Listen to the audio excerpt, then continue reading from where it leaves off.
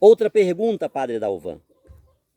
Os 10 mandamentos ensinados pela Igreja Católica não estão errados? Ou seja, o segundo mandamento, não tomar seu santo nome em vão, não é o terceiro?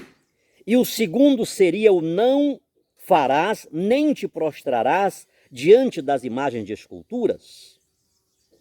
A Igreja Católica, os padres, escondem o segundo mandamento dos católicos?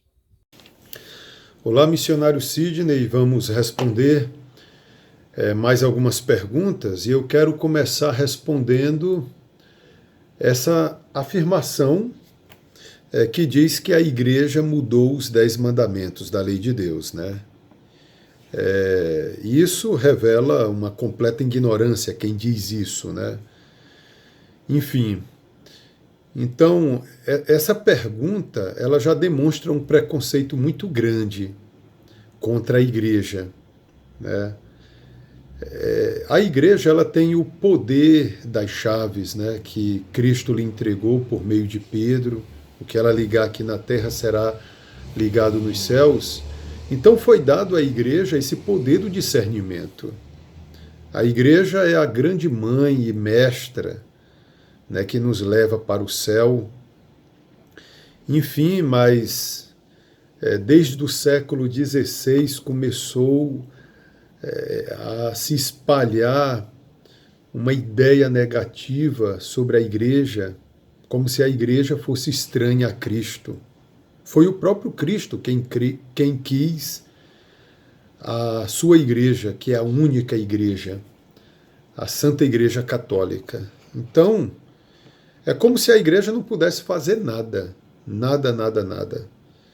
Se não fosse para a Igreja fazer nada, nem a Bíblia nós teríamos como nós a conhecemos. Porque, afinal, qualquer coisa que a Igreja fizer para esses preconceituosos, ela está sendo arbitrária. Então, essas pessoas precisam rezar de novo o credo niceno-constantinopolitano, no qual se diz: creio na Igreja una, santa, católica e apostólica, né? A Igreja é a coluna da verdade, isso está na Bíblia. Em uma das cartas de Timóteo, a Igreja é a coluna da verdade. Então, para a gente entender melhor, eu quero relembrar que algo que causou muita perturbação à Igreja nos seus inícios foram as práticas judaizantes. O que eram as práticas judaizantes? Estas consistiam na atitude daquelas pessoas que seguiam a lei de Moisés, que professavam o judaísmo. Então essas pessoas se convertiam para o cristianismo, mas queriam continuar praticando a lei de Moisés, guardando o sábado, se privando de alguns alimentos por questão religiosa, por causa da impureza que se contraía por causa do consumo de alguns alimentos impuros, a circuncisão, a prática da circuncisão. O apóstolo Paulo, junto a Barnabé, chegaram a pedir um concílio, né? O concílio de Jerusalém, para resolver a questão da circuncisão, porque muitos que estavam vindo do judaísmo para o cristianismo queriam continuar circuncidando, né? Então, são isso as práticas judaizantes. Então, se a gente pegar, missionário Sidney, os 10 mandamentos da lei de Deus e vivê-los como estão escritos no capítulo 20 do livro do Êxodo, então a gente não vai guardar mais o domingo, a gente vai guardar o sábado, porque a lei de Deus, segundo o livro do Êxodo, diz que é para guardar o sábado. E realmente não há nenhuma passagem na Bíblia que mande guardar o domingo. Aí é que entra a autoridade da Igreja. A Igreja que faz o discernimento e a Igreja decreta que não é mais o sábado que deve ser santificado, mas o domingo. A Igreja faz toda uma leitura para chegar a essa conclusão. Ou seja, ela discerne não por conta por conta própria, mas segundo o Espírito Santo que lhe foi dado, segundo o Espírito de Cristo. Se for para seguir os mandamentos como estão, no capítulo 20 do livro do Êxodo, então nós não vamos ter 10 mandamentos, mas 9 mandamentos. Abra sua Bíblia no capítulo 20 do livro do Êxodo e faça lá uma contagem. E você vai ver que só tem 9 mandamentos e não 10. Os primeiros versículos do capítulo 20 do livro do Êxodo não são um mandamento, mas são uma introdução para se apresentar os 10 mandamentos da lei de Deus. Né? Então, aqui tem que vir a autoridade da igreja.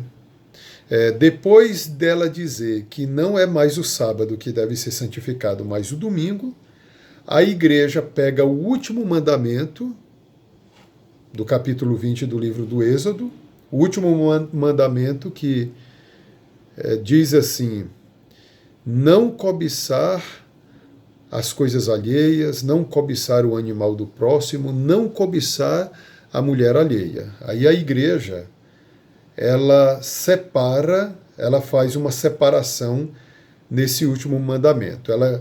Ela constitui um mandamento que diz não cobiçar as coisas alheias e um outro mandamento referente só à mulher, não cobiçar a mulher do próximo. Seguindo essa dinâmica, aí nós temos os 10 mandamentos. Os 10 mandamentos como nós conhecemos.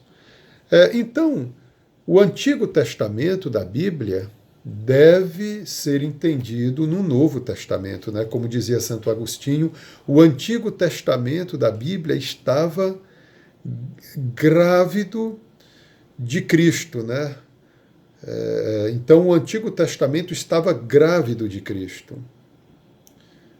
Então o Novo Testamento é a chave de compreensão para o Antigo Testamento. O apóstolo Paulo, em uma de suas cartas, diz que os judeus eles têm como vendas nos olhos, porque eles têm somente as escrituras do Antigo Testamento, não aceitam as escrituras do Novo Testamento.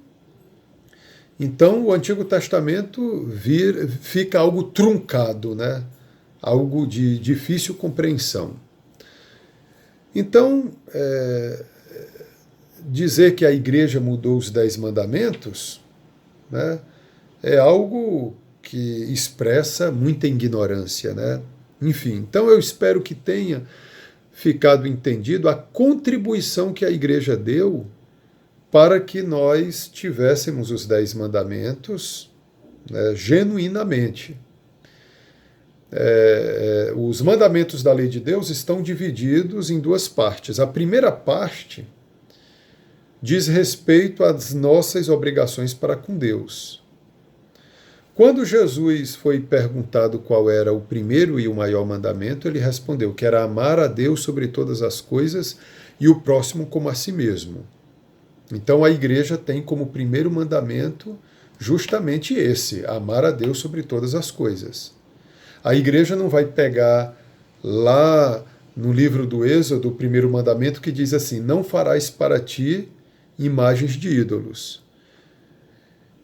Aí alguns dizem que a igreja escondeu dos católicos esse mandamento para não fazer imagens de ídolos, né? Então por isso que católicos têm muitas imagens. Isso é mentira, porque esse primeiro mandamento, segundo o livro do Êxodo, não está se referindo às imagens dos santos, está se referindo a imagens de deuses.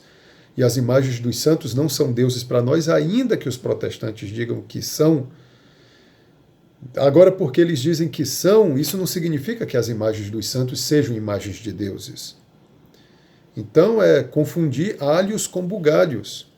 E a igreja, pelo contrário, ela combate a idolatria de maneira mais ampla quando a igreja nos apresenta como primeiro mandamento esse citado por nosso Senhor Jesus Cristo, amar a Deus sobre todas as coisas.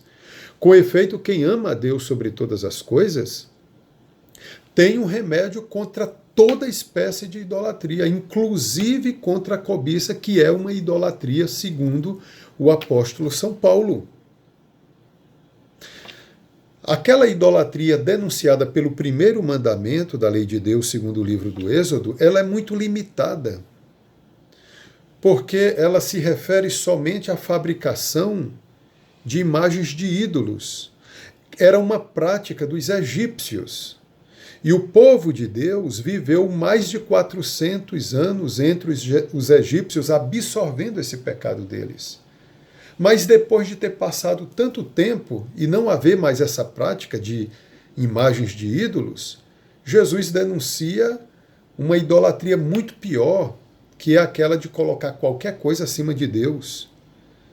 Enfim, então muitos de nós estamos sujeitos ao pecado da idolatria, porque tem muita coisa que nós colocamos acima de Deus na nossa vida, o dinheiro, o poder, o prazer, até às vezes a nossa própria família. Enfim, então, esse primeiro mandamento ele é muito mais amplo, esse mandamento ensinado por nosso Senhor Jesus Cristo, né? Então vejam como a igreja ordenou os 10 mandamentos. Enfim, a igreja tem essa autoridade. Então eu espero que vocês tenham compreendido a contribuição da igreja na constituição dos 10 mandamentos da lei de Deus.